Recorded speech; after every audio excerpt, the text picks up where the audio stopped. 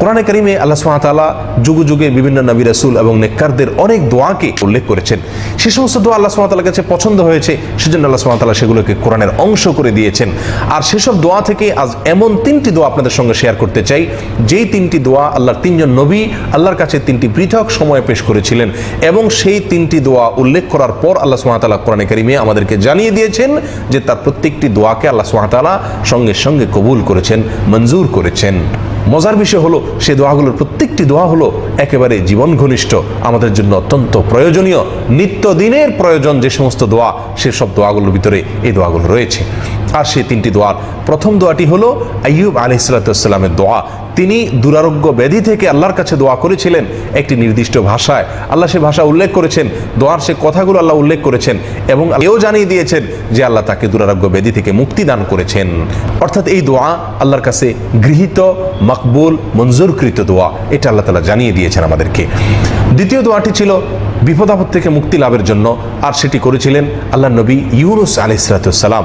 মাছের পেটে গিয়ে তিনি দোয়া করেছিলেন, আল্লাহ সুবহানাহু ওয়া তাআলার কাছে সেটা খুব পছন্দ হয়েছে, এবং আল্লাহ তাআলা আমাদেরকে জানিয়ে দিয়েছেন যে সেই দোয়ার পরে আল্লাহ তাআলা তাকে বিপদ থেকে উদ্ধার করে দিয়েছেন। আর 3 নম্বর যে দোয়াটি, সেটি হলো আল্লাহ নবী জাকারিয়া আলাইহিস সালামের তিনি নিঃসন্তান হওয়ার যে সমস্যা, এই সমস্যার, সন্তানহীনতার সমস্যা দূর করার জন্য আল্লাহর কাছে দোয়া করেছিলেন, আর আল্লাহ সুবহানাহু ওয়া তাআলা সেই দোয়া কবুল এবং মঞ্জুর করেছেন, আমাদেরকে জানিয়ে দিয়েছেন যে সঙ্গে সঙ্গে তাকে সংবাদ দেওয়া হয়েছে একটি নেক সন্তানের। সম্মানিত ভাই বন্ধুগণ, আসুন এবার জেনে নেই সেই দোয়াগুলোর ভাষা কি ছিল। আইয়ুব আলাইহিস সালামের দোয়া প্রসঙ্গে আল্লাহ সুবহানাহু ওয়া তাআলা সূরা আম্বিয়ার 83 নম্বর আয়াতে উল্লেখ করেছেন, ওয়া আইয়ুবা ইয নাদা রাব্বাহু আন্নী মাসসানিয়াদ দুর ওয়া আনতা আরহামুর রাহিমিন। তোমরা স্মরণ করো আইয়ুবের সেই দোয়াকে, যখন আইয়ুব দোয়া করেছিল আমার কাছে। আল্লাহ বলেন কি দোয়া করেছিল? আন্নী মাসসানিয়াদ দুর ওয়া আনতা আরহামুর রাহিমিন। হে আমার রব, আমাকে অসুস্থতায় পেয়ে বসেছে, আমি অসুস্থ, দুরারোগ্য ব্যাধিতে আমাকে পেয়ে বসেছে, আর আপনি সবচেয়ে বড় দয়াশীল, আপনার চাইতে দয়াশীল আর কেউ নাই। এই ভাষায় দোয়া করার পরে আল্লাহ সুবহানাহু ওয়া তাআলা বলেন, ফাস্তাজাবনা লাহু ওয়া কাশাফনা মা বিহি মিন দুর। তার এই দোয়া আমি কবুল করেছি, এবং তার যে অসুস্থতা ছিল সেটা আমি দূর করে দিয়েছি। সম্মানিত ভাই বন্ধুগণ, এখান থেকে জানা গেল আইয়ুব আলাইহিস সালামের দোয়া দুরারোগ্য ব্যাধি থেকে রক্ষার জন্য পরীক্ষিত, গৃহীত, মঞ্জুরকৃত দোয়া। অতএব এটা আমরা দুরারোগ্য ব্যাধি থেকে বাঁচার জন্য এই দোয়া পড়তে পারি। আবারও বলছি দোয়াটি, রব্বি আন্নী মাসসানিয়াদ দুর ওয়া আনতা আরহামুর রাহিমিন। হে রব, আমাকে অসুস্থতা পেয়ে বসেছে, আর সকল দয়াশীলদের মধ্যে আপনি সবচেয়ে বড় দয়াশীল। দ্বিতীয় দোয়াটি ছিল বিপদ আপদ থেকে রক্ষার জন্য, যেটি করেছিলেন আল্লাহ নবী ইউনুস আলাইহিস সালাম। আল্লাহ সুবহানাহু ওয়া তাআলা সেই বিষয়ে সূরা আম্বিয়ার 88 নম্বর আয়াতে ইরশাদ করেন, ওয়ানাদা ফিয যুলুমাতি আল্লা ইলাহা ইল্লা আনত সুবহানাকা ইন্নী কুনতু মিনাজ জালিমিন।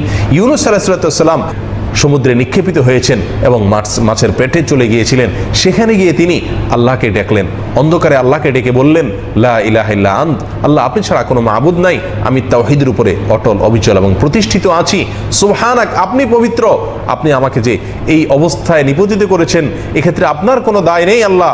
ইন্নী কুনতু মিনাজ জালিমিন, বরং আমি অপরাধী, আমি জালেম ছিলাম, নিজের প্রতি নিজে অবিচার করেছিলাম, আর সেজন্য আপনি আমাকে এই কষ্টের মুখে নিপতিত করেছেন। আল্লাহ সুবহানাহু ওয়া তাআলা ইউনুস আলাইহিস সালামের এই দোয়া উল্লেখ করার পরে 89 নম্বর আয়াতের শুরুতে আল্লাহ সুবহানাহু ওয়া তাআলা বলেন, ফাস্তাজাবনা লাহু ওয়া নাজ্জাইনাহু মিনাল গাম। আল্লাহ সুবহানাহু ওয়া তাআলা বলেন, আমি সঙ্গে সঙ্গে তার দোয়া কবুল করেছি এবং পেরেশানি থেকে তাকে আমি মুক্তি দান করেছি। এবং এখানেই শেষ নয়, আল্লাহ বলেন, ওয়া কাযালিকা নুনজিল মুমিনিন, আর একইভাবে ঈমানদারদেরকে যুগে যুগে তাদের বিপদ আপদ, পেরেশানি এবং মুসিবত থেকে আমি উদ্ধার করবো। এইভাবে তারাও যদি আমার কাছে এভাবে কায়মনোবাক্যে এই দোয়া করে, আমি তাদেরকে উদ্ধার করব। এই জন্য নবী সাল্লাল্লাহু আলাইহি ওয়াসাল্লামের হাদিসে ইউনুস আলাইহিস সালামের এই দোয়াকে বিপদ আপদ থেকে উদ্ধারের জন্য বিশেষ পড়ার জন্য নির্দেশ করেছেন, নির্দেশনা দিয়েছেন। সম্মানিত ভাই বন্ধুগণ, 3 নম্বর পরীক্ষিত, মকবুল এবং মঞ্জুরকৃত দোয়া হলো জাকারিয়া আলাইহিস সালামের একটি দোয়া, যে দোয়া আল্লাহ সুবহানাহু ওয়া তাআলা সূরা আম্বিয়ার 90 নম্বর আয়াতে উল্লেখ করেছেন, ওয়া জাকারিয়া ইয নাদা রাব্বাহু রব্বি লা তাযারনি ফারদা ওয়া আনতা খায়রুল ওয়ারিসিন। জাকারিয়া ইসলাম যখন আহ্বান করেছিলেন, ডেকেছিলেন আর তার রবকে, ডেকে বলেছিলেন, রব্বি লা তাযারনি ফারদা, হে আমার রব, আপনি আমাকে একা একা ফেলে রাখবেন না, আল্লাহ আপনি আমাকে একা একা ফেলে দিবেন না, আল্লাহ আমাকে নিঃসন্তান রাখবেন না, ওয়া আনতা খায়রুল ওয়ারিসিন, আর আপনি হলেন উত্তম ওয়ারিস। আল্লাহ সুবহানাহু ওয়া তাআলা বলেন, ফাস্তাজাবনা লাহু ওয়া হাবনা লাহু ইয়াহইয়া ওয়া আসলাহনা লাহু যাওজা। আমি তার দোয়া কবুল করেছি, মঞ্জুর করেছি তার এই দোয়া, এবং তাকে ইয়াহিয়া নামক সন্তান দান করেছি, এবং তার স্ত্রীর যে সমস্যা, অসুস্থতা ছিল সেটা আমি সুস্থ করে দিয়েছি, সেই অসুস্থতা দূর করে দিয়েছি। সম্মানিত বন্ধুগণ, জাকারিয়া আলাইহিস সালামের এই দোয়া আল্লাহ সুবহানাহু ওয়া তাআলা কবুল করেছেন। আর এটা ছিল নিঃসন্তান হওয়ার সমস্যা দূর হওয়ার জন্য। একই সমস্যার জন্য আরেকটি দোয়াও করেছিলেন, যেটি সূরা আলে ইমরানের 39 নম্বর আয়াতে উল্লেখিত হয়েছে। সেই দোয়াও আল্লাহ সুবহানাহু ওয়া তাআলার কাছে খুব পছন্দ হয়েছে। আল্লাহ সুবহানাহু ওয়া তাআলা সেই দোয়া কোরআনের অংশ করে দিয়েছেন এবং সেই দোয়ার পরপরও আল্লাহ সুবহানাহু ওয়া তাআলার পক্ষ থেকে কবুল এবং মঞ্জুর হওয়ার সুসংবাদ এসেছিল। আর সেই দোয়াটির ভাষা ছিল রব্বি হাবলি মিন লাদুনকা যুররিয়াতান তাইয়্যিবা ইন্নাকা সামিউদ দুআ।